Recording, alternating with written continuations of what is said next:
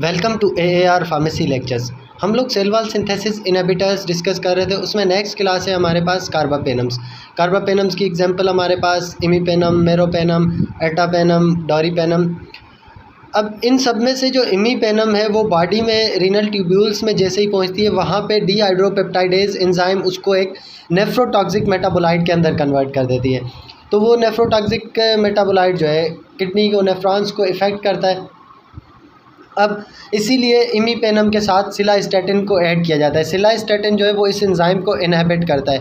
जब वो डीहाइड्रोपेप्टाइडेज एंजाइम को इनहिबिट कर देता है सिलास्टेटिन, तो उसकी वजह से इमीपेनम जो है वो मेटाबोलाइट के अंदर कन्वर्ट नहीं होती, तो नेफ्रोटॉक्सिसिटी शो नहीं कर पाते।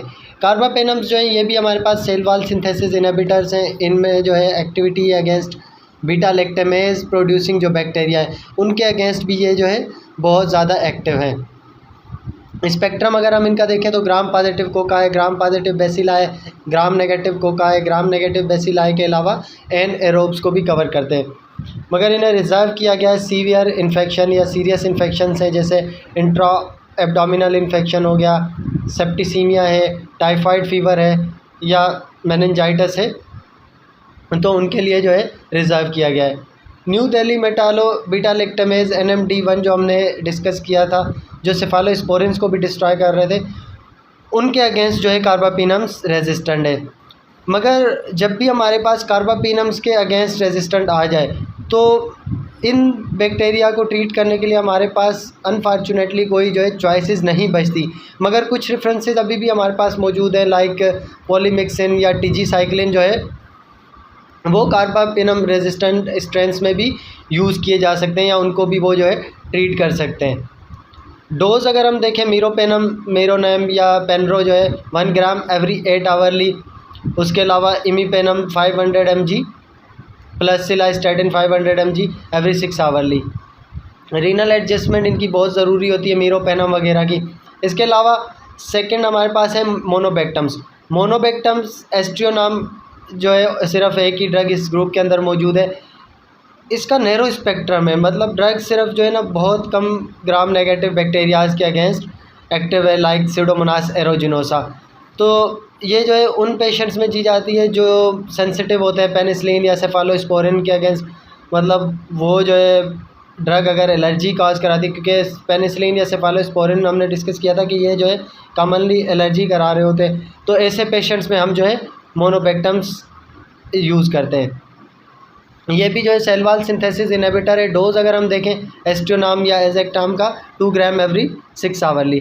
नेक्स्ट हमारे पास है वेनकोमाइसिन। वेनकोमाइसिन एक ट्राईसाइक्लिक ग्लाइकोपेप्टाइड है जो कि रिजर्व एंटीबायोटिक है रेजिस्टेंट स्ट्रेंस के लिए, लाइक मर्सी वगैरह, मेथिसिलिन रेजिस्टेंट जो हमारे पास स्ट्रेंस आ रहे होते हैं स्ट्रेफ ऑरियस वगैरह के, उनके लिए इसको रिज़र्व किया गया है। एंटीबैक्टीरियल कवरेज इसकी जो है सिर्फ ग्राम पॉजिटिव के अगेंस्ट है, मगर इसको रिज़र्व रखा गया है सिर्फ जो है रेजिस्टेंट स्ट्रेंस के लिए। जो वेनकोमाइसिन से रेजिस्टेंट स्ट्रेंस हैं वो भी हमारे पास हैं कुछ, जैसे वर्सा, वीज़ा, VRE, वेनकोमाइसिन रेजिस्टेंट एंट्रोकोकस या जो है वेनकोमाइसिन रेजिस्टेंट स्ट्रेफ ऑरियस वगैरह। ये जो है वर्सा जो है वेनकोमाइसिन से भी रेजिस्टेंस डेवलप कर चुके हैं। इनको IV रूट के थ्रू दिया जाता है क्योंकि ओरल रूट के थ्रू इसकी एब्जॉर्प्शन अच्छी नहीं है वेनकोमाइसिन की। मगर हमारे पास जब भी कोलाइटिस की ट्रीटमेंट करनी होती है, क्लॉस्ट्रीडियम डिफिसिल की वजह से जो कोलाइटिस होती है, तो उसमें जो है वेनकोमाइसिन ओरली दिया जाता है।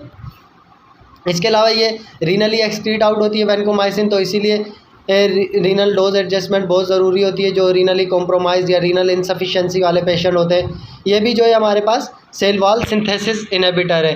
ये क्या करती है, हमारे पास जो ग्लाइकोपेप्टाइड था ना अमाइनो एसिड वाली चेन, तो उस अमाइनो एसिड चेन का टर्मिनल पार्ट डी एलानिन होता है, ठीक है, डी एलानिन टर्मिनल पार्ट होता है वो पेप्टाइड चेन के अंदर। अब वेनकोमाइसिन जो है ना वो डी एलानिन पार्ट के साथ बाइंड कर दे जाती है।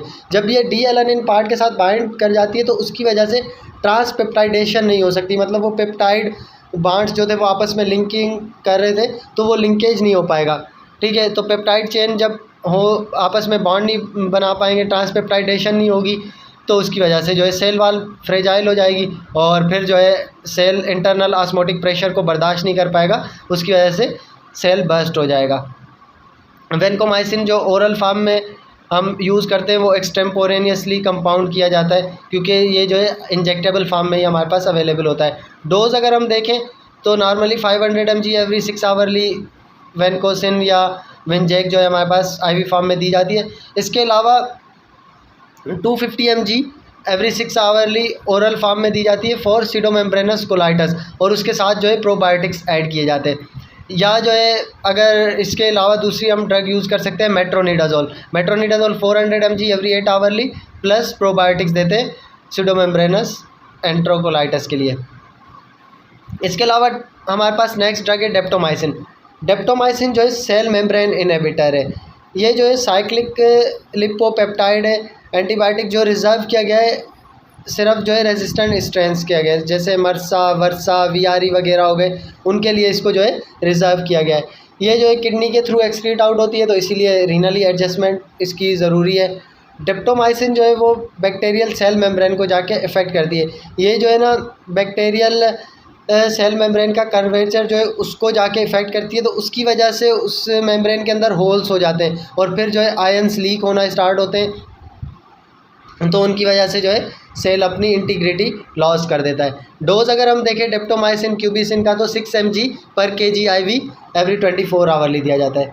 इसके अलावा लास्ट ड्रग है हमारे पास टेलावेंसिन। टेलावेंसिन जो है सेमी सिंथेटिक डेरिवेटिव है वेनकोमाइसिन का। ये भी जो है लिपोग्लाइकोपेप्टाइड एंटीबायोटिक है जो रिजर्व किया गया है रेजिस्टेंट स्ट्रेन्स के लिए, मरसा, मर्सी, वर्सा, वर्सी, VRE वगैरह, इन सब के लिए जो है रिजर्व किया गया है टेलावेंसिन को। टेलावेंसिन जो है ना ड्यूअल एक्शन दिखाता है, सेल मेम्ब्रेन को भी ये इफेक्ट करता है और सेल वाल को भी इफेक्ट करता है। ये ड्रग जो है ना लिपिड 2 कंपोनेंट जो होता है सेल मेम्ब्रेन का उसके साथ बाइंड करता है, तो उसकी वजह से जो है मेम्ब्रेन पोरस हो जाती है, पोरस होने की वजह से फ्रेजाइल होगी और फिर जो है वो अपनी इंटीग्रिटी मेंटेन नहीं कर पाएगी। इसके अलावा दूसरा ये जो है सेल वॉल सिंथेसिस भी इनहिबिट करता है। कैसे? वेनकोमाइसिन की तरह ये जो है ना डी एलेनिन टर्मिनल के साथ बाइंड होगा पेप्टाइड चेन के, अल्टीमेटली जो है ट्रांसपेप्टाइडेशन नहीं होगी और सेल जो है वो फ्रेजाइल हो जाएगा। सेल वॉल फ्रेजाइल होने की वजह से इंटरनल ऑस्मोटिक प्रेशर जो है सेल को ब्रस्ट कर देगा। इसके अलावा ये जो है कॉन्ट्राइंडिकेटेड है प्रेगनेंसी में। डोज़ अगर हम देखें टेलावेंसिन का 10 mg पर kg IV एवरी 24 आवरली दी जाती है। बहुत शुक्रिया वीडियो लेक्चर को देखने का। नेक्स्ट इंशाल्लाह हम जो है प्रोटीन सिंथेसिस इनहिबिटर्स डिस्कस करेंगे।